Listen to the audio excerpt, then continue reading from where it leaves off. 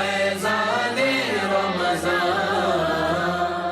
رحمتوں اور برکتوں سے لبریز مہینہ جس میں ذوق عبادت بڑھ جاتا ہے۔ عاشقان ماہ رمضان روزوں کے ساتھ ساتھ تلاوت کلام مجید اور اوراد و وظائف اور نوافل و اعتکاف جیسی سعادتوں سے بہرہ مند ہو کر اپنے کریم رب کی رضا کے حصول میں مشغول ہو جاتے ہیں۔ کہیں جبینیں جھک جاتی ہیں تو کہیں استغفار کرتے ہوئے آنکھوں سے سیل اشک رواں ہو جاتے ہیں۔ 1437 سن ہجری کے رمضان المبارک کے خوشبودار عطربار لمحات کے پرکیف مناظر کو آپ تک پہنچانے کے لیے مدنی چینل پیش کر رہا ہے سلسلہ رمضان کی پرکیف یادیں۔ سحری کی بابرکت ساعتوں میں سلسلہ رحمتوں بھرے لمحات ملاحظہ کیا، آئیے اس کے مناظر دیکھتے ہیں۔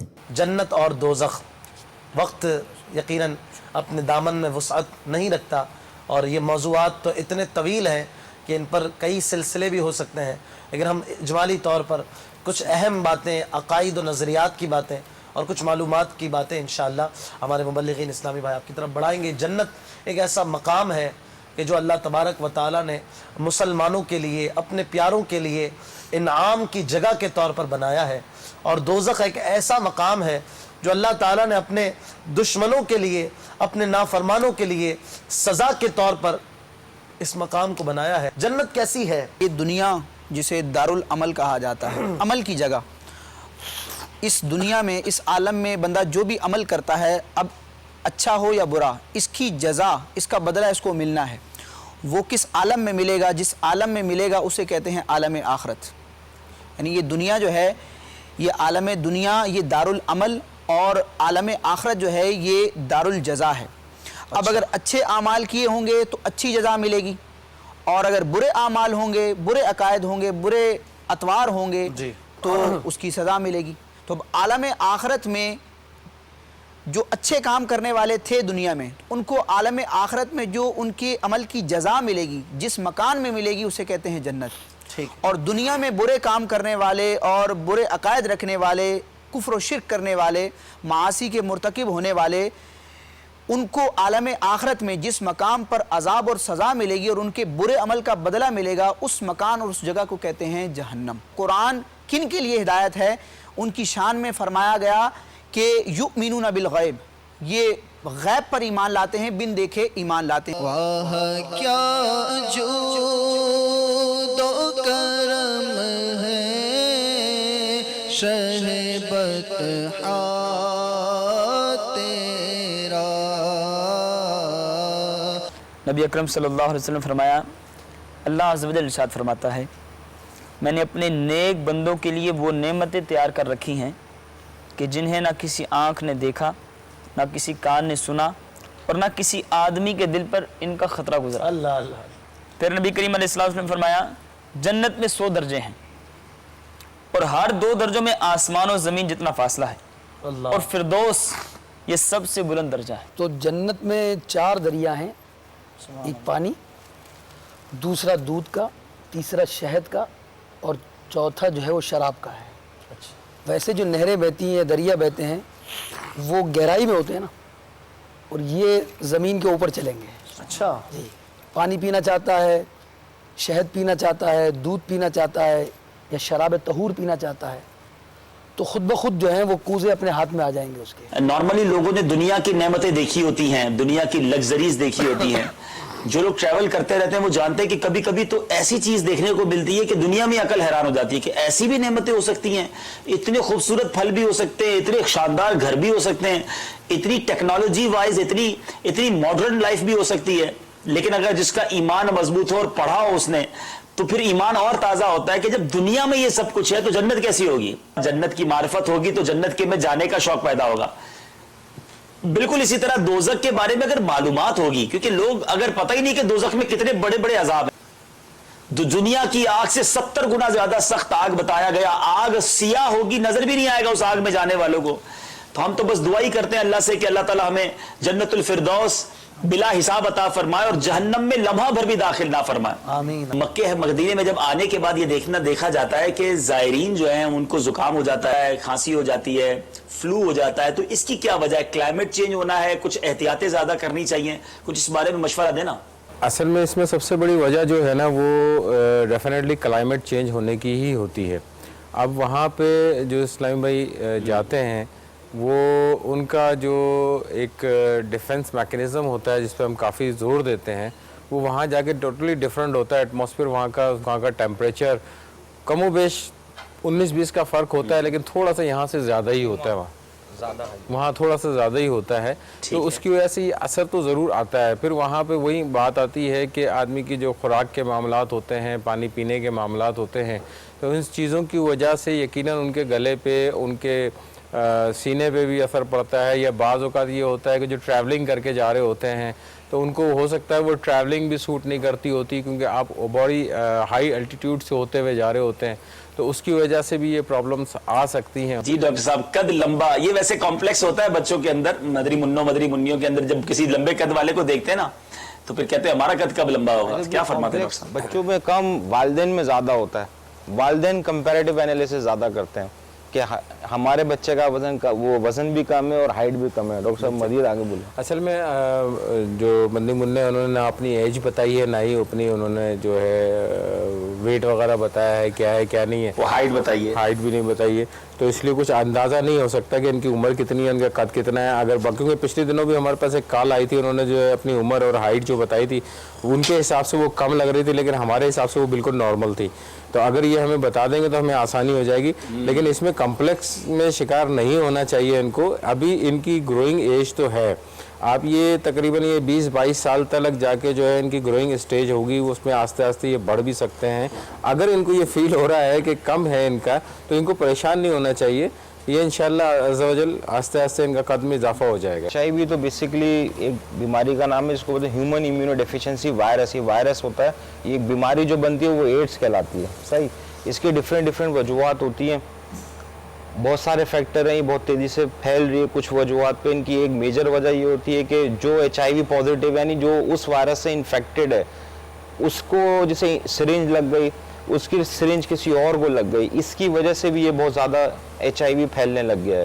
آپ میڈیکلی پوائنٹ آف ویو سے بتا رہے ہیں کہ یہ گویا جراثیم کا بینک ہے, لاکھوں جراثیم ناخن میں آ جاتے ہیں. جی. اور نبی پاک علیہ الصلوۃ والسلام کی سنت پر اگر ہم غور کریں تو جمعے کے جمعے ناخن کاٹے جائیں, 40 دن سے پہلے ناخن کاٹ لیے جائیں, اور ناخن کاٹنے سے کتنی فضیلتیں بیان ہوئی ہیں. یہ جو یہ لوگ بولتے ہیں نا کہ جیسے کھانے کا تو الگ مسئلہ ہے, خارج بھی جو کرتے ہیں نا اسکن کے اوپر, یہ اپنے ناخن جن کے ناخن بڑے ہوئے ہیں ان میں جراثیم موجود ہوتے ہیں.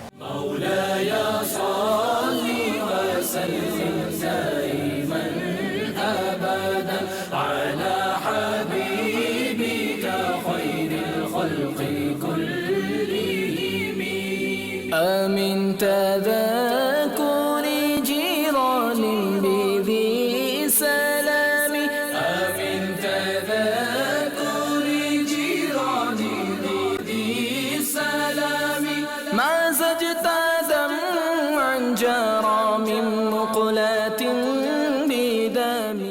ماہ مقدس کی پرذوق ساعتوں میں واعظ و نصیحت کی کلیوں سے مزین سنتوں بھرا بیان آپ دیکھ چکے ہیں. آئیے اس سنتوں بھرے بیان کے مناظر دیکھتے ہیں. دین اسلام یہ حسن اخلاق سے پھیلا ہے, یہ صحابہ کرام علیہم رضوان کے اخلاق سے پھیلا ہے, یہ ہمارے آقا علیہ الصلوۃ والسلام کے اخلاق سے پھیلا ہے. ان لوگوں نے ہمارے آقا علیہ الصلوۃ والسلام کے جب اخلاق دیکھے تبھی تو صادق امین کہا نا. یعنی کفار جو کہ مشرک تھے مگر ہمارے آقا علیہ الصلوۃ والسلام کے صادق ہونے کے بارے میں انہیں کوئی کلام نہ تھا. حضرت سیدنا عبداللہ بن مبارک رحمت اللہ تعالی علیہ فرماتے ہیں کہ خندہ پیشانی سے ملاقات کرنے, خوب بھلائی کرنے اور کسی کو تکلیف نہ دینے کا نام حسن اخلاق ہے.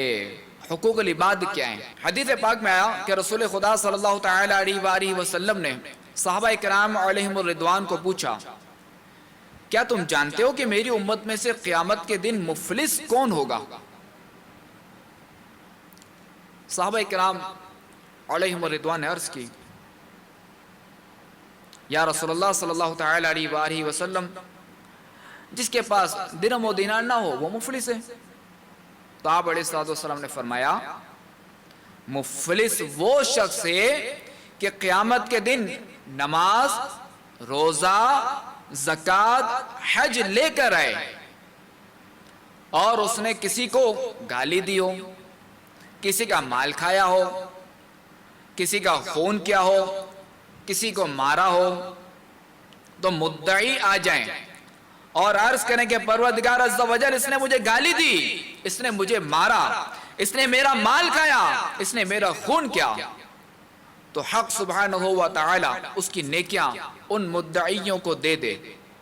تو اگر نیکیاں ختم ہو جائیں، کوئی نیکی باقی نہ رہے، اور مدعی اگر باقی ہوں تو ان کے گناہ اس پر ڈالے جائیں گے، پھر اس کو دوزخ کا حکم دیا جائے گا اور وہ دوزخ میں ڈالا جائے گا۔ قرآن پاک میں ارشاد ہوتا ہے وَوَصَّيْنَا الْإِنسَانَ بِوَالِدَيْهِ إِحْسَانًا، اور ہم نے آدمی کو ماں باپ کے ساتھ بھلائی کرنے کا حکم دیا۔ صحیح بخاری و مسلم میں ابو ہریرہ رضی اللہ تعالی عنہ سے روایت ہے کہ ایک شخص نے عرض کی یا رسول اللہ صلی اللہ تعالی علیہ وآلہ وسلم، سب سے زیادہ حسن صحبت یعنی احسان کا مستحق کون ہے؟ ارشاد فرمایا تمہاری ماں، یعنی ماں کا حق سب سے زیادہ ہے۔ انہوں نے پوچھا پھر کون؟ حضور علیہ السلام نے پھر ماں کو بتایا۔ انہوں نے پوچھا پھر کون؟ ارشاد فرمایا تمہارا والد۔ اس کے بعد دیکھتے ہیں سلسلہ رمضان اللہ کا احسان۔ ہم کیا سیکھ رہے ہیں، تو ابتداءً آپ اس کے حوالے سے کیا کہیں؟ ماں باپ دونوں ہی پر اولاد کی تربیت کی ذمہ داری عائد ہوتی ہے اور دونوں ہی اس کے رسپانسبل قرار پاتے ہیں۔ ٹھیک ہے۔ سورہ تحریم کی بڑی مشہور پیاری آیت ہے، اللہ تبارک و تعالیٰ فرماتا ہے یا ایھا الذین آمنوا قوا انفسکم واہلیکم نارا وقودھا الناس والحجارہ، کہ اے ایمان والوں اپنی جانوں کو اور اپنے اہل و عیال، اپنے گھر والوں کو اس آگ سے بچاؤ جس کا ایندھن آدمی اور پتھر ہے۔ ٹھیک ہے۔ اس آیت مبارکہ کے تحت محدثین مفسرین ذکر فرماتے ہیں کہ جس طرح بندے پر خود لازم ہے کہ وہ معاصی سے، اللہ تعالیٰ اور اس کے محبوب علیہ السلام کی نافرمانی سے اپنے آپ کو بچا کر جہنم کی آگ سے اپنے آپ کو خلاصی دلوائے، اسی طرح جو اس کی اولاد ہے یا اس کے اہل و عیال ہیں جو اس کی سرپرستی میں ہیں، انہیں بھی برے کاموں اور برے اخلاق سے روکے اور انہیں جنت کی راہ کی طرف رہنمائی کرے۔ لیکن جس شریعت نے، جس مصطفیٰ علیہ السلام نے والدین کے حقوق بیان کیے ہیں، اسی شریعت نے اور اسی مصطفیٰ علیہ السلام نے اولاد کے بھی حقوق بیان کیے ہیں۔ نبی کریم صلی اللہ تعالیٰ علیہ وآلہ وسلم نے خود جو ترجیح بیان فرمائی ہے، فرمایا کہ لوگ جو ہے مختلف اعتبار سے ترجیحات ہوتی ہیں، کوئی حسن و جمال کے اعتبار سے، لیکن ارشاد فرمایا کہ حسن و جمال ختم ہو جانے والا، کہ جو دیندار عورت جو ہے، ارشاد فرمایا کہ جو اس کا انتخاب کرے گا اللہ کریم اس کو عزت عطا فرمائے گا۔ سب سے پہلی تربیت گاہ، جی پہلی تربیت گاہ جو ہے انسان کی، وہ اس کی والدہ ہے۔ گھر کا ماحول ایسا ہے کہ وہاں پہ مذہبی اخلاقیات جو ہیں اور مذہبی معاملات جو ہیں ان کو ترجیحی بنیادوں پہ ادا کیا جاتا ہے، تو ابھی بچوں میں بھی اور چھوٹوں میں بھی وہی چیز نظر آتی ہے، اور اگر بڑوں کا گھر کا ماحول اس کے برعکس ہے تو پھر وہی چیز نظر آتی ہے۔ اعلیٰ حضرت نے ایک اور حق بیان فرمایا جس حق کی ادائیگی میں سمجھتا ہوں ہمارے معاشرے کی ایک بہت بڑی تعداد جو ہے وہ ناکام ہے۔ ٹھیک ہے۔ جیسے عدنان بھائی نے فرمایا کہ والد جو ہے وہ صبح اٹھیں گے، اپنے کام کاج اور اپنی مصروفیات میں مصروف ہو جائیں گے، اور والدہ جو ہیں وہ گھر میں بچوں کی تربیت کی ذمہ دار بنتی ہیں۔ اب بچہ گھر سے باہر بھی جاتا ہے، اب بچہ کن بچوں سے، کن دوستوں سے دوستی کر رہا ہے، اس کی صحبت اور بیٹھک کیا ہے، نہ والد کو خبر ہوتی ہے نہ والدہ کو۔ لیکن بچہ جب بڑا ہو جاتا ہے، شعور پکڑ لیتا ہے، اور دوستوں کی صحبت کی وجہ سے جو برے اخلاق اور بری عادات اس کی طبیعت کا حصہ بن جاتی ہیں، تو بعد میں والدین جو ہیں وہ سر پیٹتے رہ جاتے ہیں کہ ہماری اولاد بگڑ گئی، حالانکہ یہ والد کی اور والدہ کی ذمہ داری ہے کہ بچے کو اچھی صحبت دیں۔ نبی پاک صلی اللہ تعالیٰ علیہ وآلہ وسلم نے ارشاد فرمایا ادبوا اولادکم علی ثلاث خصال، ارشاد فرمایا اپنی اولاد کو 3 خصلتوں کی، 3 چیزوں کی تعلیم دو۔ فرمایا حب نبیکم، پہلے نمبر پر اپنے نبی صلی اللہ تعالیٰ علیہ وآلہ وسلم کی محبت سکھاؤ انہیں۔ پھر ارشاد فرمایا وحب اہل بیتہ، ارشاد فرمایا اور پھر نبی کے آل کی محبت سکھاؤ انہیں، اور فرمایا پھر تیسرے نمبر وتلاوت القرآن، اور تلاوت قرآن سکھاؤ انہیں۔ اب ہم میں سے ہر ایک غور کرے، ہر ایک مسلمان۔ اس کے بعد آپ نے دیکھا سلسلہ فیضان علم قرآن۔ حضرت موسیٰ علیہ السلام اور فرعون کا، اسی کی ایک کڑی یہ بھی ہے کہ حضرت موسیٰ علیہ السلام کی جب ولادت ہوئی تو ولادت سے پہلے ہی فرعون پریشان تھا اور اس نے ہزاروں بچوں کا قتل کروایا تھا، صرف اس بات پر کہ ایک نجومی نے یا نجومیوں نے فرعون کو خبر دی تھی کہ ایک لڑکا ہوگا جو تیری سلطنت کے زوال کا سبب بنے گا، لہٰذا فرعون نے جو ہے اس وقت کے تمام بچوں کو قتل کروایا تھا۔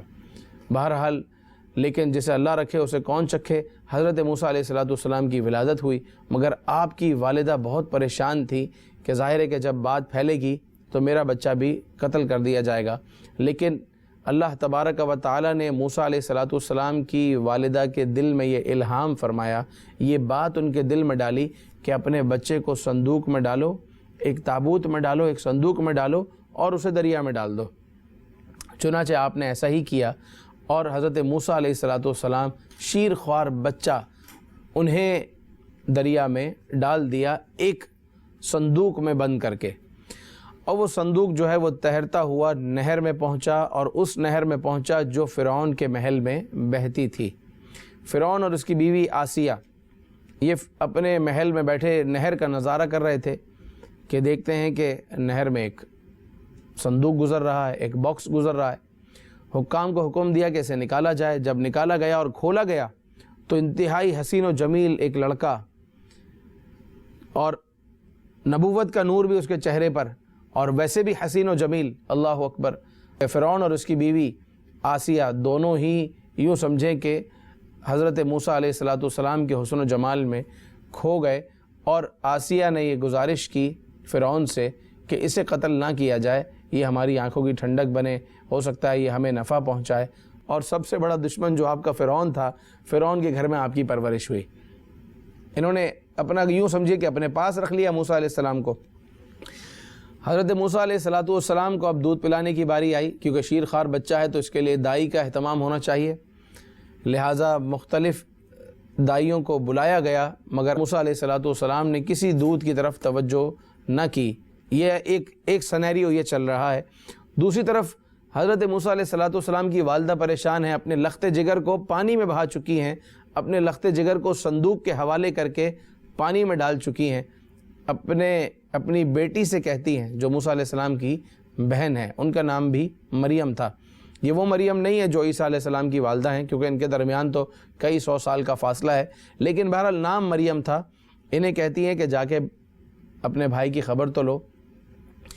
تو یہ جاتی ہیں اور فرعون کے محل میں پہنچتی ہیں، دیکھتی ہیں کہ بھائی کو حضرت موسیٰ علیہ السلام کو صندوق سے نکال لیا گیا ہے، اور اب یہ بات چل رہی ہے کہ اسے دودھ کون پلائے، اور کسی عورت کا دودھ وہ بچہ پینے کو تیار نہیں ہے۔ ہمت کر کے انہوں نے کہا کہ میرے پاس ایک ایسی عورت ہے، شاید کہ یہ بچہ اس کا دودھ پی لے۔ حضرت موسیٰ علیہ السلام ظاہر ہے اپنی والدہ کا دودھ تو پیتے۔ بہرحال حضرت موسیٰ علیہ السلام کی والدہ کو جب محل میں بلایا گیا اور جب آپ نے اپنے لخت جگر کو دیکھا اور اپنے سینے سے چمٹایا وہ محبت اور شوق سے، تو حضرت موسیٰ علیہ السلام نے دودھ پینا شروع کر دیا۔ تو یوں موسیٰ علیہ السلام کی والدہ کو اپنا لخت جگر، اپنا بیٹا بھی مل گیا، اور اللہ تبارک و تعالی نے حضرت موسیٰ علیہ السلام کی حفاظت کا سامان دشمن کے گھر پر کیا۔ جس نے آگے چل کر کیسی دشمنی ظاہر کرنی تھی وہ ہر ذی شعور جانتا ہے، جس نے قرآن پاک کے واقعات کا مطالعہ کیا ہے یا سنا ہے۔ تو بہرحال اللہ تبارک و تعالی جسے محفوظ رکھنا چاہے تو اسے دشمنوں کے گھر میں بھی محفوظ رکھ سکتا ہے۔ تو قرآن پاک میں یہ واقعہ مختلف جگہوں میں ہے، سورہ طٰہٰ میں بھی اس کی کچھ آیتیں ہیں، اور سورہ قصص میں بھی آیتیں موجود ہیں اس حوالے سے۔ اس کے بعد آپ نے دلچسپ اور معلومات پر مشتمل سلسلہ رمضان ماہ غفران ملاحظہ کیا۔ آئیے اس کے مناظر دیکھتے ہیں۔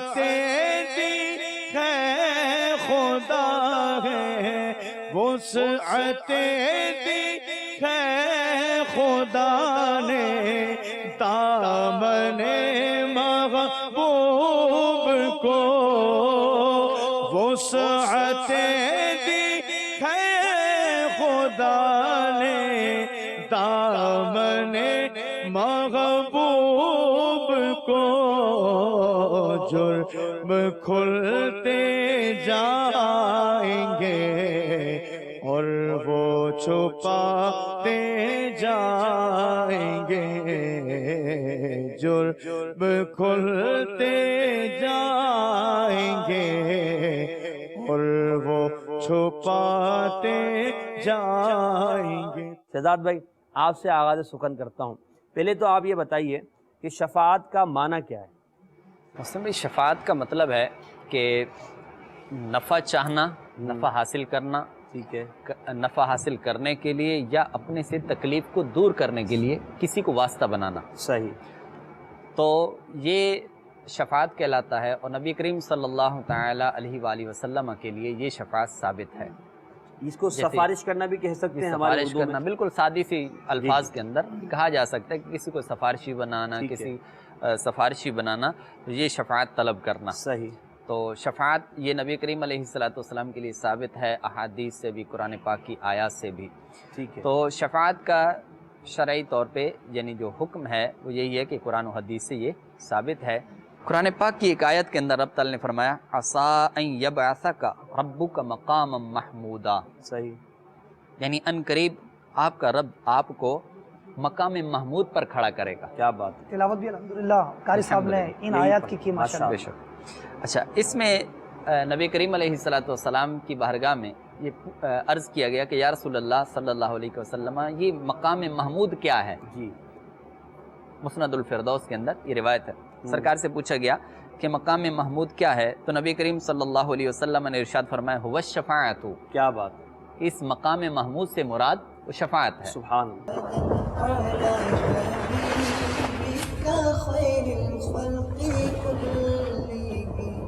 کشتی کو عربی میں سفینہ، انگلش میں بوٹ اور اردو میں کشتی کہتے ہیں۔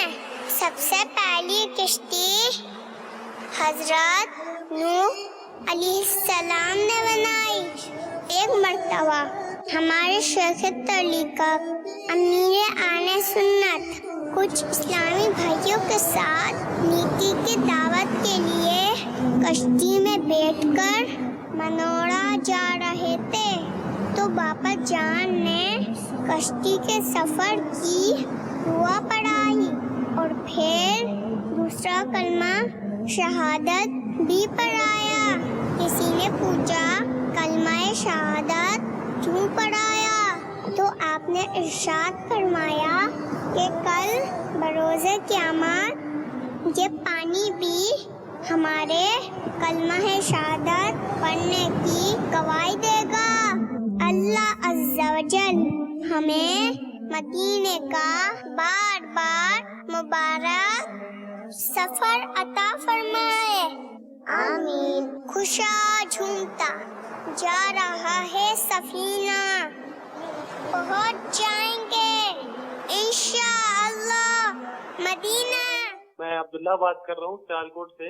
میں الرجی کے مرض میں پچھلے 7 مہینے سے مبتلا ہوں۔ میں نے کافی ڈاکٹرز کو بھی چیک کروا لیا ہے لیکن کوئی آرام نہیں پہنچا، تو آپ کوئی روحانی علاج بتا دیں۔ الرجی کا مرض انہوں نے بتایا، الرجی کئی قسم کی ہوتی ہیں، اسکن الرجی ہوتی ہے، ڈسٹ الرجی ہوتی ہے، بعض کو الرجی سے نزلہ ہو جاتا ہے۔ تاہم ایک ایسا علاج پیش خدمت ہے، جس قسم کی بھی الرجی ہو اس میں اس روحانی علاج کو اختیار کر لیں۔ وہ یہ کہ سورہ فاتحہ یہ فجر کی سنتوں اور فرض کے درمیان یہ 41 مرتبہ پڑھ کر اپنے اوپر دم فرما لیں۔ بزرگوں نے فرمایا ہے کہ فجر کی سنتوں اور فرض کے درمیان میں 41 بار سورہ فاتحہ پڑھ کر مریض پر دم کرنے سے آرام ہو جاتا ہے۔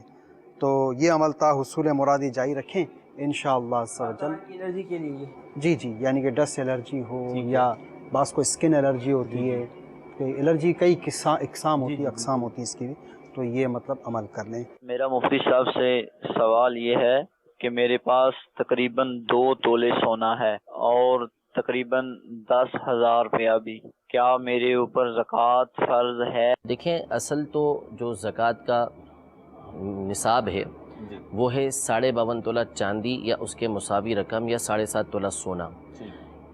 رقم وہ کہ جو ضرورت کے علاوہ ہو. یہ بیچنے کا سامان اتنا کہ جو 52.5 تولہ چاندی کے برابر ہے، اس کے برابر پہنچتا ہے. اب انہوں نے جو صورتحال بتائی 2 تولے سونے کی، اگر تو فقط 2 تولے سونا ان کے پاس ہوتا تو ان کے اوپر زکوٰۃ فرض نہیں تھی. لیکن انہوں نے ساتھ بتائی ہے 10,000 کی رقم. لیکن انہوں نے اس میں اس بات کو واضح نہیں کیا کہ یہ 10,000 کی رقم آیا ان کی ماہانہ ضرورت کی ہے جو اس مہینے ان کے استعمال ہونے کی ہے، یا یہ ضرورت یہ جو رقم ہے 10,000 کی یہ ان کی ضرورت کے علاوہ ہے. یعنی جو اضافی رقم ہوتی ہے جو اضافی کہلاتی ہے اخراجات کے علاوہ وہ ہے ان کے پاس، یا اس میں سے کچھ رقم اضافی ہے اور کچھ رقم ان کے استعمال کی ہے. تو اگر رقم اضافی ہے ضرورت کے علاوہ ہے تو اس صورت میں 2 تولے سونے کے ساتھ جب ہم رقم کو ملائیں گے تو یہ رقم بآسانی 52.5 تولہ چاندی کے مساوی ہو جائے گی. 52.5 تولہ چاندی کی رقم جو بنتی ہے وہ 33,000 34,000 بنتی ہے. تو بآسانی اتنی رقم وہاں تک پہنچ جائے گی، لہذا اس صورت میں ان کے اوپر زکوٰۃ یہ فرض ہو جائے گی، لازم ہو جائے گی. اس کے بعد آپ نے شیخ طریقت امیر اہل سنت دامت برکاتہم العالیہ کا حکمت و دانائی سے بھرپور مدنی چینل کا مقبول عام سلسلہ مدنی مذاکرہ ملاحظہ کیا. میرا بپا جان کی بارگاہ میں یہ سوال ہے، بلکہ ایک عرض ہے کہ میں اپنی بیوی کو تحفہ دینا چاہتا ہوں کتاب کی شکل میں، رسالہ کی شکل میں. تو میری رہنمائی فرما دیں کہ میں اس کو کون سی کتاب یا کون سا رسالہ دوں جس کو وہ پڑھ کر اس پر عمل کرے، جس سے ہمارے گھر کے معاملات بھی جو درست ہو جائیں، اس کی بھی آخرت سنور جائے اور ہماری بھی آخرت سنور جائے اور میرے بچوں کی جو پرورش ہے وہ بھی اچھی ہو جائے. مزید آپس کے حالات خوشگوار کرنے کے لیے ایک بہترین رسالہ ہے. میاں بیوی کے تعلقات بہتر بنانے کے لیے، بھلے نکاح کر چکے ہم، آپ کو نکاح کو 25 سال ہو گئے، آپ ایک نظر سنت نکاح یہ رسالہ پڑھ لیں. جن کی شادی ابھی نہیں ہوئی وہ بھی پڑھ لیں، اور جن کی شادی ہو گئی ہے بال بچے والے وہ بھی اس رسالے کو پڑھ لیں. سنت نکاح یہ شاید یہ سمجھتے ہو سنت نکاح تو یار جب نکاح ہوگا تو پھر پڑھ لیں گے، نکاح ہونے والا ہو تو پڑھ لیں گے. تو نکاح ہونے والا ہو اسی کے اس میں مسائل نہیں ہیں، یہ آپ اس کو پڑھیں تو پتہ چلے گا اس میں کیا ہے. فائدہ نہ ہو تو پیسے واپس، یہ مبالغہ ہے. اتنا پیارا رسالہ ہے، اس میں گھر چلانے کے تعلق سے تو شاید نمبر 1 ہے یہ رسالہ.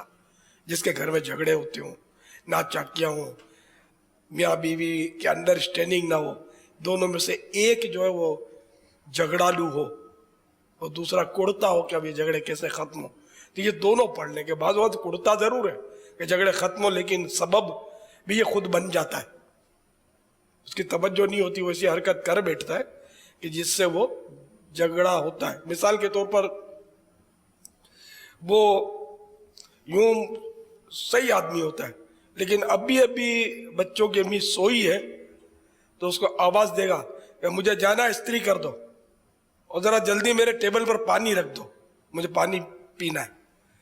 اب وہ ہے شریف آدمی، صحیح آدمی ہے، لیکن اس میں اتنی عقل نہیں ہے کہ ابھی سوئی ہے، اب اس کو بولیں گے استری کر دو پانی رکھ دو، تو یہ اتنے مشکل کام نہیں استری بندہ خود کر سکتا ہے. اب یہ سوئی ہوئی بیچاری ہو، اس کو جگائیں گے تو اس کا موڈ خراب ہوگا. پانی اٹھ کر خود بھر کے پی لے، کیا آپ چھوٹے باپ کے ہو جائیں گے؟ تو ان کا خیال رکھنا چاہیے. حضرت سیدنا عمر بن عبدالعزیز رضی اللہ تعالیٰ عنہ جو کہ اپنے وقت کے حاکم تھے، امیر المومنین تھے، ان کے پاس کوئی مہمان آیا، چراغ میں تیل ختم ہو گیا تو انہوں نے خود اٹھ کر چراغ میں تیل ڈالا.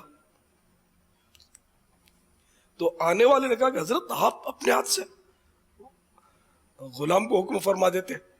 تو بولا وہ ابھی سویا ہے، اس کو کہاں جگہ بیچارے ہو. یہ حکیم وقت کا انداز.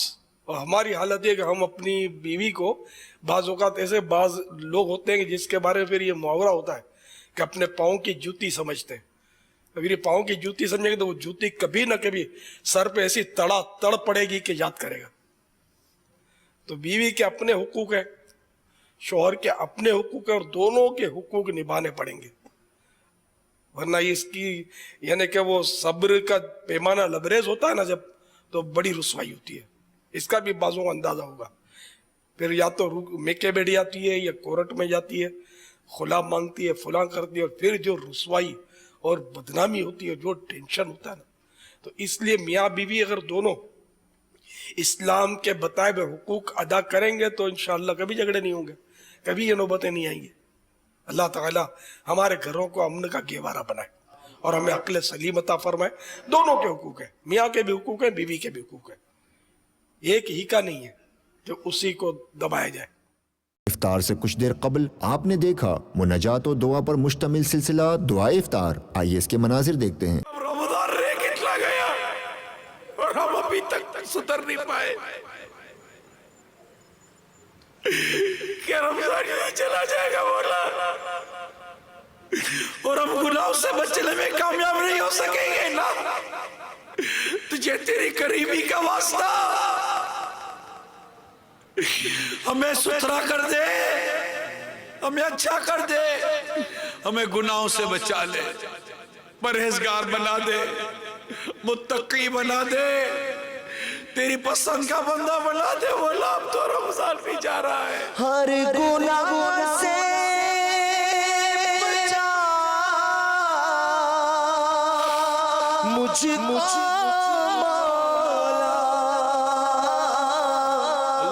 نیک خصلت بنا مجھ کو مولا. اب تو رمضان بھی جا رہا ہے،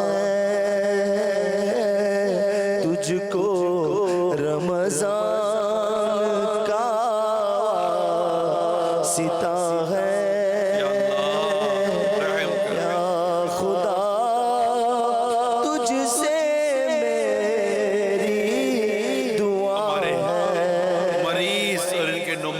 تیرے حضور ہاتھ اٹھائے ہوئے ہوں گے، انتظار کہ شفا کب ملتی ہے. مقروض اور ان کے نمائندوں نے ہاتھ اٹھائے ہوئے ہوں گے، انتظار کہ کب قرضے سے نجات ملتی ہے. بے روزگاروں نے تیرے آگے دامن پھیلایا ہوا ہوگا، امید کہ کب آسان رزق حلال نصیب ہوتا ہے. بے اولاد بھی حاضر ہوں گے، پریشان حال بھی حاضر ہوں گے، بے گھر بھی حاضر ہوں گے، دکھیارے لاچار بھی حاضر ہوں گے، ماں باپ کے نافرمان بھی حاضر ہوں گے، اولاد کی نافرمانی کے شکار بھی حاضر ہوں گے، اولاد کی پریشانیوں میں مبتلا تیرے بندے بھی تیری بارگاہ میں حاضر ہوں گے. گناہوں کا اتنا بوجھ، بیماری کا اتنا کٹھڑا لیے بھی تیری بارگاہ میں حاضر ہوں گے کہ اب تو رمضان بھی جا رہا ہے، کرم ہو جائے گا.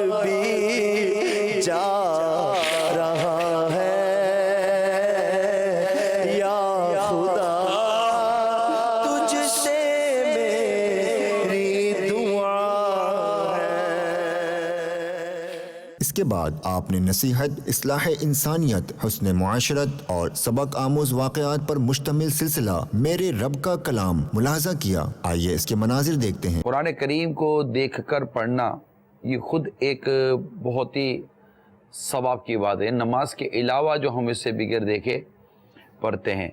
چنانچہ ایک حدیث پاک میں آیا ہے کہ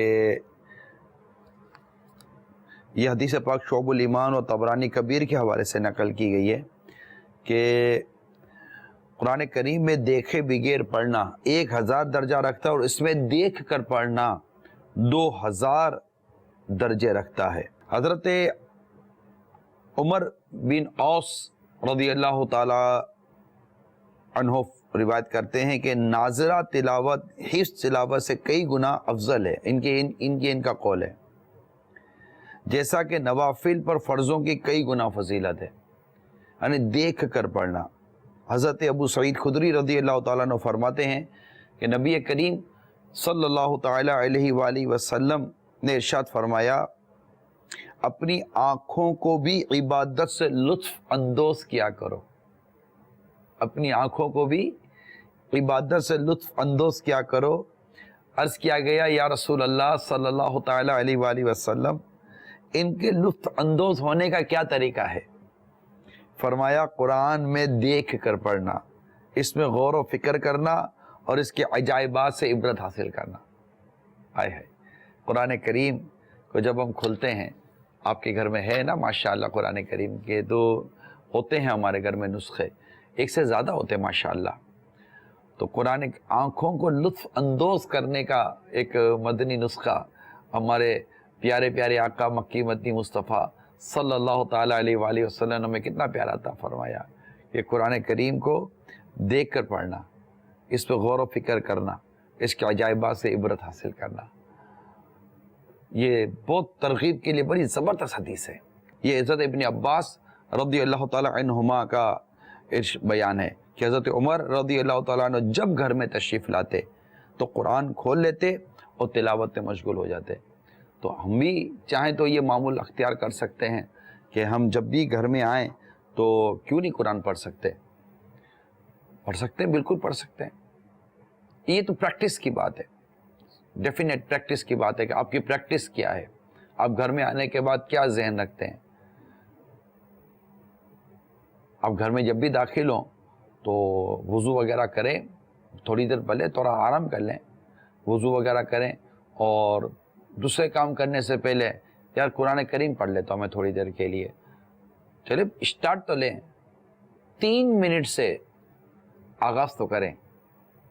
اللہ تعالیٰ نے کرم کیا اور تلاوت سے لطف آیا، پھر دیکھیے آگے کی منزلیں کتنی آسان ہوتی چلی جاتی ہیں۔ اس کے بعد آپ نے کھانے کے مناظر کو ملاحظہ کیا، آئیے اب اس کی کچھ جھلکیاں دیکھتے ہیں۔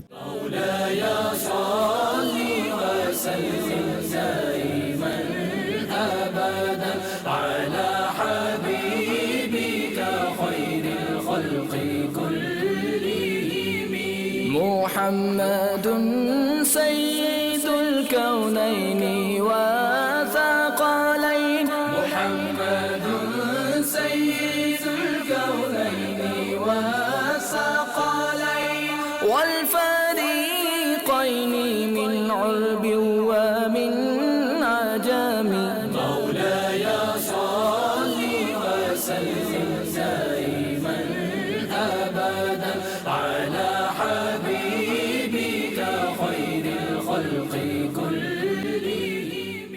اس کے بعد آپ نے دنیا بھر میں جاری مدنی کاموں کے متعلق باخبر رہنے کے لیے دعوت اسلامی کی مدنی خبریں ملاحظہ کی۔ بعد تراویح مدنی مذاکرہ، شیخ طریقت امیر اہل سنت دامت برکاتہم العالیہ کے مدنی پھول، آپ کے ہمراہ عاشقان رسول نے کھانا کھانے کی سعادت حاصل کی۔ اللہ تعالیٰ کو میاں کہنے سے سرکار اعلی حضرت نے منع فرمایا۔ اس کے بالکل واضح معنی تو یہ کہ شوہر، تو ایسا لفظ اللہ تعالیٰ کی شان میں استعمال نہیں کرنا چاہیے جس کے معنی ایسے بنتے ہوں جو اللہ کے شایان شان نہ ہوں، کہ اللہ تعالیٰ شوہریت سے پاک ہے۔ شہزادہ عطار الحاج عبید رضا عطاری المدنی نے عالمی مدنی مرکز فیضان مدینہ باب المدینہ کراچی پاکستان میں شرکائے اعتکاف کو اپنے مدنی پھولوں سے نوازا۔ آپ نے اسلامی بھائیوں کے سروں پر सब सब्ज इमाम शरीफ के ताज सजाए। हज़रत अब्दुल्ला बिन अनीस रहमतुल्लाहि तआला अलैह फरमाते हैं कि अल्लाह तबारक व तआला क़यामत के दिन इरशाद फरमाएगा कि कोई दोज़खी दोज़ख में और कोई जन्नती जन्नत में दाखिल ना हो जब तक वो हुकूकुल इबाद का बदला अदा ना करे। सिलसिला हुआ मेरे रब का कलाम मदनी चैनल पर बराह रास्त टेलीकास्ट। निगरान शुरा ने दिए मदनी फूल। जहाँ मैं हूँ इस वक्त फैज़ान मदीना आलमी मदनी मरकज़ में, तो हमारे यहाँ तराफ में शायद इस वक्त ठीक ठाक बारिशों का सिलसिला भी है। अल्लाह ताला इन बारिशों को हमारे लिए रहमत की बारिश बनाए। इसमें बाद औक़ात अमवात भी हो जाती हैं, बिजली के तार गिर जाते हैं, अल्लाह ताला आफियत दे। सिलसिला रहमतों भरे लम्हात, अरकीन शूरा की शिरकत। रुकन शूरा हाजी अब्दुल हबीब अत्तारी ने मदनी फूल इरशाद फरमाए, यूके के मुख्तलिफ मकामात पर दावत इस्लामी का मदनी काम अल्हम्दुलिल्लाह अज़्ज़ा वजल बढ़ता ही जा रहा है। निगरानी काबीना की मुख्तलिफ मदनी कामों में शिरकत रही। आपने मदनी फूल इरशाद फरमाए। साउथ कोरिया में आशिकान रसूल के मुख्तलिफ मदनी कामों में शिरकत के मनाजिर मुलाहजा कीजिए।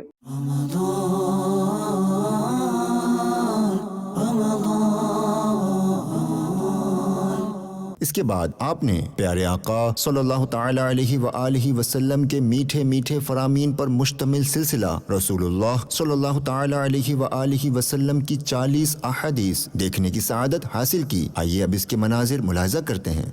हज़रत सैयदना अबू मोहम्मद हसन बिन अली बिन अबी तालिब जो रसूलुल्लाह सल्लल्लाहु ताला अलैहि वसल्लम के नवासे और आपके फूल हैं, ये इरशाद फरमाते हैं कि मैंने रसूलुल्लाह सल्लल्लाहु ताला अलैहि वसल्लम से ये हदीस याद रखी है कि उस चीज़ को छोड़ दे जो तुझे शक में डाले और उस चीज़ को इख्तियार कर जो तुझे शक में न डाले। छोड़ दे उस चीज़ को जो तुझे शक में डाले।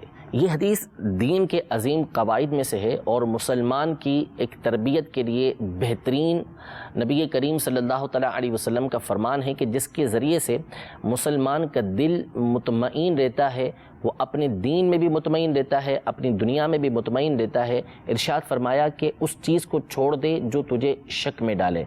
अब वो शक में डालने वाली चीज़ चाहे कोई मामला हो, चाहे कोई चीज़ खाने पीने की हो, माल का मामला हो, तमाम मामलात के अंदर ये हदीस पाक शामिल है। मिसाल के तौर पर कोई चीज़ बंदे को हासिल होती है, उसके बारे में बंदे को यकीन नहीं है कि ये चीज़ हलाल की है या हराम की है, और वहाँ पे कभी शुबा मौजूद है जो इस बात को यानी ऐसा शुबा मौजूद है, ऐसे क़राइन, ऐसे हालात मौजूद हैं कि जिसके ज़रिए से बंदे को इस बात का कभी पुख्ता शक पैदा हो जाता है कि ये चीज़ हलाल नहीं है। अगरचे कि उसको यकीन नहीं, तो इस बुनियाद पर उसको हराम तो नहीं कह सकते, लेकिन तक़वे का तकाज़ा ये है कि उस चीज़ को छोड़ दिया जाए। तो जो चीज़ दिल के अंदर खटका डालती है, अब चाहे वो कोई चीज़ हो, मादी चीज़ हो या कोई मामला हो, हर चीज़ के अंदर बंदे को इसकी एहतियात करना ज़रूरी है। जैसा कि छठी हदीस मुबारका के अंदर ये बात गुजरी थी हज़रत सैयदना नौमान बिन बशीर रज़ी अल्लाह तआला अन्हु की हदीस में कि नबी करीम सल्लल्लाहु तआला अलैहि वसल्लम ने ख़ास तौर पर इस बात पर तंबीह फरमाई थी कि हलाल वाज़े है और हराम भी वाज़े है, और इन दोनों के दरमियान कुछ मुश्तबे उमूर हैं। तो जिसने अपने आप को शुबहात से बचाया उसने अपने दीन और इज़्ज़त को महफूज किया, और जिसने अपने आप को शुबहात के अंदर मुब्तला किया तो करीब है कि वो हराम के अंदर जा पड़े। उस हदीस पाक में इंतहाई तफसील के साथ नबी करीम सल्लल्लाहु तआला अलैहि वसल्लम ने मशकूक मामलात से, मुश्तबे मामलात से बचने का हुक्म इरशाद फरमाया था। और यहाँ पर भी नबी करीम सल्लल्लाहु तआला अलैहि वसल्लम ने इसी बात का हुक्म इरशाद फरमाया कि अपने आप को ऐसे मामले से बचा के रखो कि जिसके ज़रिए से तुम्हारे दिल के अंदर बात खटके। अब मिसाल के तौर पर बंदा किसी ऐसे मकाम पर जा रहा है कि जहाँ जाने की वजह से इसको इस बात का अंदेशा है कि मुझे तोहमत लगाई जाएगी, तो अब उसे चाहिए कि वो ऐसे मकाम पर जाने से अपने आप को बचाए, ऐसे मकामात पर ना जाए कि जिसकी बुनियाद पर उसको तोहमत लगाई जाएगी और फिर इसकी इज़्ज़त के मामलात खड़े होंगे। तो इसलिए दा मा यरीबू का, उस चीज़ को छोड़ दे कि जो तुझे शक के अंदर डाले। अब चाहे ये मामला हो, चाहे कोई मादिशे हो, हर सूरत में अपने आप को बचाना ये ज़रूरी है। हमारे असलाफ़ के इस हवाले से कई वाक़यात मिलते हैं कि इन्होंने किस तरह मशकूक चीज़ों से अपने आप को बचाया और अल्लाह तबारक व तआला ने इनको कैसे कैसे मकामात अता फ़रमाए। हमारे असलाफ़ में से एक बड़ी तादाद है कि जो अपने अज़ीज़ व अक़रिबा, हत्ता कि अपने जो सगा बेटा है या सगा वालिद है, उसकी भी चीज़ इस वजह से नहीं खाते थे کہ وہ حکام کے یہاں پر ملازمت کیا کرتے تھے، یعنی اس زمانے کے جو سلاطین تھے، حکام تھے، ان کے یہاں پر ملازمت کرتے تھے، اور حکام کے پاس عام طور پر جو مال آتا تھا وہ لوگوں سے چھینا ہوا آتا تھا، غصب کا مال آتا تھا، غصب کیا ہوا مال ہوتا تھا. تو مال کے اندر چونکہ شک و شبہات بہت زیادہ ہوتے تھے، اس بنیاد پر ایک بڑی تعداد تھی کہ جو اپنے قریبی عزیز سے جو نفقہ ملتا تھا اس کو لینے سے بھی بچتے تھے کہ کہیں ایسا نہ ہو کہ یہ مشکوک مال حرام کا ہو اور ہم حرام کے اندر مبتلا ہو جائیں. جب ان چیزوں سے بچتے تھے تو اللہ تبارک و تعالیٰ ان کو اعلیٰ سے اعلیٰ مقام اور مرتبہ عطا فرماتا تھا. حدیث پاک میں ہے، نبی کریم صلی اللہ تعالیٰ علیہ وآلہ وسلم نے ارشاد فرمایا کہ فَإِنَّ الصِّدْقَ تَمَانِيَةٌ وَإِنَّ الْكَذِبَ رِيبَةٌ، یعنی جو صدق ہے، جو سچائی ہے، یہ تمانیت ہے، یعنی سچی بات کی تمانیت بندے کو دیتی ہے. تو سچی بات تمانیت اس لیے دیتی ہے کہ اس کے اندر کسی طرح کا بندے کو کھٹکا نہیں ہوتا، اس نے جو کیا صحیح اور حق کیا ہے، اس میں کسی طرح کا شک و شبہ نہیں ہے، تو اب یہ بندے کے دل کو کھٹکے گی نہیں. جبکہ جھوٹ وہ چیز ہوتی ہے کہ جس کے ذریعے سے بندہ اگر کوئی چیز حاصل کر بھی لیتا ہے تو اس کے دل کے اندر یہ بات کھٹکتی رہتی ہے کہ یہ میں نے کام غلط کیا ہے. تو اس لیے جو جھوٹ ہے وہ بندے کے دل کے اندر شک و شبہ پیدا کرتا رہتا ہے، بے اطمینانی پیدا کرتا رہتا ہے، اور جو سچ ہے وہ بندے کے دل کے اندر تمانیت کو پیدا کرتا رہتا ہے. تو اس لیے بندے کو وہ کام کرنا چاہیے کہ جو سچائی والا ہو، اور وہ کام کرنا چاہیے کہ جس کے اندر بندے کے دل کو اطمینان حاصل ہو، اور ان کاموں سے اس کو بچنا چاہیے کہ جس کے ذریعے سے اس کے دل کو بے سکونی پہنچے. اس کے بعد آپ نے شیخ طریقت امیر اہل سنت دامت برکاتہم العالیہ کا حکمت و دانائی سے بھرپور مدنی چینل کا مقبول عام سلسلہ مدنی مذاکرہ ملاحظہ کیا. آپ بھی حضور دعوت اسلامی کی مرکزی مجلس شورا کے نگران ہیں، اور بہت سارے اسلامی بھائی آپ سے بعض اوقات ریلیٹڈ ہوتے ہیں، مختلف قسم کے ذمہ داران کے آپ مدنی مشورے بھی لیتے ہیں، اور کس طرح سے آپ سچویشن ہینڈل کرتے ہیں؟ کوئی ایسی ہو کہ جو غصہ دلانے والی ہو، پرووک کرنے والی ہو، ابھارنے والی ہو، آپ اس کو کیسے ہینڈل کرتے ہیں؟ کیونکہ آج ہم یہ ذہن دے رہے ہیں کہ اپنی ذات کی خاطر غصہ نہیں کرنا، اس پر روایات بھی جو ہے وہ ہم کچھ سنا رہے ہیں. تو آپ کا ذاتی تجربہ کیا ہے؟ کچھ اس حوالے سے مدنی پھول ہو جائے. الحمدللہ رب العالمین والصلاة والسلام علی سید المرسلین. بات تو بعض اوقات چاہے گھر میں ہو یا گھر کے باہر ہو، مدنی مشورہ ہو، اسلامی بھائیوں کا مل ملانا ہو، جی، تو کوئی مطلب کہ ناخوشگوار بات ہو جانا، خلاف مزاج بات ہو جانا، یا بعض تنظیمی اصولوں سے ہٹ کر کوئی ایسا کام ہو جانا، جی، یہ چیزیں تو زندگی کا حصہ بھی ہیں، گھر کا حصہ بھی ہیں، اور تنظیموں کا حصہ بھی ہیں. ٹھیک ہے. زیرو کلیم بیسس پر نہ گھر چلتا ہے، نہ بدن چلتا ہے، نہ ادارہ چلتا ہے. ٹھیک ہے نا؟ تو کچھ نہ کچھ تو میٹر ہمیشہ چلتے ہی رہتے ہیں. ہیومن ایرر آپ ایک لفظ استعمال کیا کرتے ہیں. یہ ہوتا ہی رہتا ہے کہ اس طرح کی چیزیں جو ہیں وہ زندگی میں حصے میں چلی رہی ہوتی ہیں. صحیح. اب یہ کہ کبھی انسان غصے پر قابو پانے میں کامیاب ہو جاتا ہے، جی، اور کبھی غصے پر قابو پانے میں کامیاب نہیں بھی ہوتا. بے اختیار بے ساختہ کچھ چیخ اٹھتا ہے، پکار اٹھتا ہے، بول اٹھتا ہے. تو دونوں صورتیں انسان کے ساتھ لگی ہوتی ہیں. لیکن یہ کہ کوشش یہی کرنی چاہیے کہ جو ناخوشگوار بات دیکھے، یا اس کے ساتھ اگر کوئی ایسا ناخوشگوار میں معاملہ ہوتا ہے تو وہ اس پر ضبط کرے، صبر کرے. اصل میں اس میں نا مطالعہ بہت ضروری ہے. جو مجھے خود ذاتی طور پر جن چیزوں نے فائدہ پہنچایا، ایک تو صحبت، جی، کہ اگر کوئی ایسی صحبت مل جائے کہ جو کسی بھی اس طرح کے واقعات پر ضبط کرنے کا مظاہرہ آپ کے سامنے کرتی رہے، اللہ اکبر، تو اسے دیکھ کر آپ کو ضبط کرنے کا پریکٹیکل مل جاتا ہے. سبحان اللہ، سبحان اللہ. اور یہ اگرچہ کم ہے میسر، مگر نہیں ہے ایسا نہیں ہے. ٹھیک ہے. پھر یہ کہ مطالعہ، اور پھر practice makes a man perfect. آپ کرتے رہیں حتیٰ کہ آپ کو برداشت کرنے کی عادت ہو جاتی ہے. اصل میں انسان کی جو طبیعت ہے نا، وہ یا نفس جو ہے نا، جیسے نفس کی اگر بات کرو، نفس تغیر والی شے ہے، تبدیل ہوتی ہے، نفس ختم نہیں ہوتی.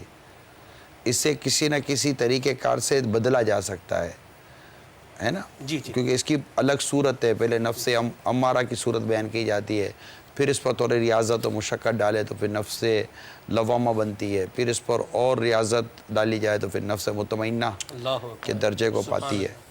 تو یہ کوششیں بندہ جاری رکھے اور یہ نیت، یہ ذہن بناتا رہے کہ غصہ کرنے سے دیکھا یہ گیا ہے، اصل میں کچھ تجربات بھی سکھاتے ہیں جی کہ اگر آپ کسی کو جذباتی اور غصے میں کسی کو سمجھانے کے لیے بیٹھیں گے نا جی تو اس کا اثر نہیں آئے گا۔ ایک ایموشنز ہونا وہ ایک الگ شے ہے، وہ بھی فرد واحد پر اگر آپ اپنے ایموشنز کا اظہار کریں گے تو جیسے بیان میں بعض اوقات آدمی ایموشنز میں آ جاتا ہے، جذبات میں آ جاتا ہے اور ایک کیفیت کے اندر آ کر بیان کر رہا ہوتا ہے، تو وہ کسی پرٹیکولر ان کو یا ان کو نہیں بول رہا ہوتا کہ اگلا سامنے والا سٹپٹا جائے گا کہ یار اس کو کیا ہو گیا بیٹھے بیٹھے، وہ ایک الگ شے ہوتی ہے۔ لیکن جب کسی کو سمجھانا ہے غلطی پر تو تجربہ یہی ہے، اور یہ سمجھ میں یہ آتا ہے کہ دلیل کے ساتھ سمجھایا جائے اور مختصر سمجھایا جائے۔ یہ دو چیزیں میری اگر آپ رکھ لیں، سبحان اللہ، دلیل سے سمجھائیں سبحان اللہ، اور مختصر سمجھائیں۔ آپ سے سوال یہ ہے کہ فضیلت کے اعتبار سے کون سا پانی سب سے افضل ہے؟ کائنات کا سب سے افضل پانی وہ ہے کہ جو پیارے آقا صلی اللہ تعالی علیہ وآلہ وسلم کی انگلیوں سے بہا۔ سرکار اعلیٰ حضرت رحمت اللہ تعالی علیہ فرماتے ہیں، انگلیاں ہیں فیض پر ٹوٹے ہیں پیاسے، جھوم کر ندیاں پنجاب رحمت کی ہے جاری، واہ واہ۔ یہ جو لوگ خطاطی کرتے ہیں، جسے آیات قرآنی لکھتے ہیں اور باوضو نہیں ہوتے، ان کا ایسا کرنا کیسا؟ قرآن کریم بے وضو لکھنے کی بھی ممانعت ہے۔ اب یہ خطاطی یعنی خوبصورت لکھتے ہیں جو لوگ، تو یہ بے وضو تو لکھتے ہیں تو غلط کرتے ہیں۔ اب اس میں باوضو بھی ہو، قرآن کریم کے احترام کو بھی پیش نظر رکھے کہ قرآن کریم کو تعظیماً جتنا عمدہ لکھ سکتا ہے اتنا لکھنا چاہیے۔ انشاءاللہ اس میں بھی تعظیم قرآن کی نیت ہوگی تو اس کا بھی ثواب ملے گا۔ ہر شخص کا ذہن یہ ہوتا ہے کہ میں راتوں رات مالا مال ہو جاؤں، کیا اس طرح کی خواہش رکھنا بھی دولت کی محبت اور حرص کی علامت ہے؟ سب کو یہ تصور نہیں ہوتا کہ راتوں رات مالدار ہو جاؤں، لیکن بعضوں کا ہوتا ہے۔ اب وہ کہ انما الاعمال بالنیات، میں راتوں رات مالدار ہو جاؤں، بس اسی سال مدینہ چلا جاؤں، حج کروں گا، اچھی نیت ہے۔ میں راتوں رات میرے پاس اتنا مال آ جائے کہ بقرعید میں سارے شہر میں سب سے قیمتی جانور ہوگا وہ رائے خدا میں قربان کروں گا، اچھی نیت ہے۔ میں راتوں رات مالدار ہو جاؤں، میرا فلاں پڑوسی بیچارہ فاقہ مست ہے، بہت غریب بڑا یار، اور 4 بیٹیاں ہیں بیچارے کی اور کوئی وسیلہ نہیں ہے، بس راتوں رات مالدار ہو جاؤں، اس کو نواز دوں، یہ بھی اچھی نیت ہے۔ تو اچھی نیتیں بھی ہو سکتی ہیں، بری نیتیں بھی ہو سکتی ہیں۔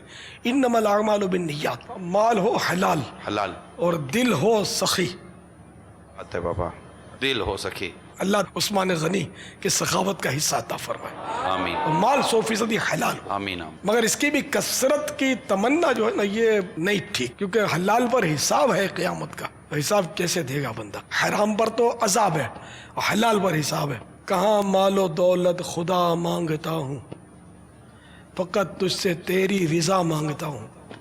کوئی لوگ کہتے ہیں کہ جب تک چونٹی نظر نہیں آئے تو سحری کا وقت ختم نہیں ہوتا، کیا یہ بات درست ہے؟ جب تک چونٹیاں نظر نہیں آئے اس وقت تک سحری کا وقت ختم نہیں ہوتا، یہ بعض لوگ کہتے ہیں، میں نے بھی سنا ہے، یہ غلط ہے۔ اب گھر میں چونٹیاں ہو ہی نہ تو پھر روزہ ہی نہیں شروع ہوگا، تو یہ غلط ہے۔ سحری کا وقت جو ہے نا اس کا تعلق اس سے نہیں ہے، بلکہ وہ صبح صادق سے، صبح صادق ہو گئی تو سحری کا وقت ختم ہو گیا۔ نظام الاوقات کے مطابق روزہ بند کرنے کی ترکیب رکھے، اور صبح صادق سے پہلے کھانا پینا بند کر دے۔ کوئی بھی نیک کام کرنے کو دل کرتا ہے تو ایٹ دا اسپاٹ تو دل کرتا ہے کہ میں یہ نیک کام کروں، لیکن اس کے تھوڑی دیر کے بعد بندہ وہ اسکپ کر جاتا ہے، وہ عمل نہیں کر پاتا، وہ سستی اور غفلت کا شکار ہو جاتا ہے۔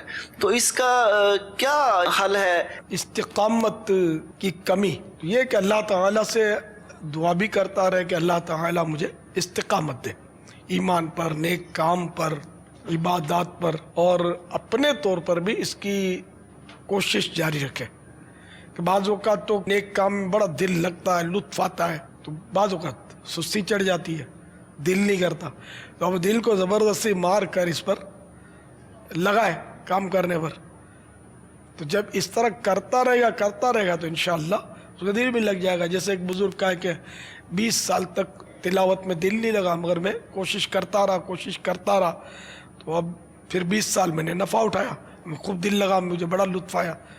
تو یہ دل لگانے کی کوشش کرتے رہے. اللہ تعالی ہم سب کو ایمان پر اور نیکیوں پر استقامت نصیب فرمائے.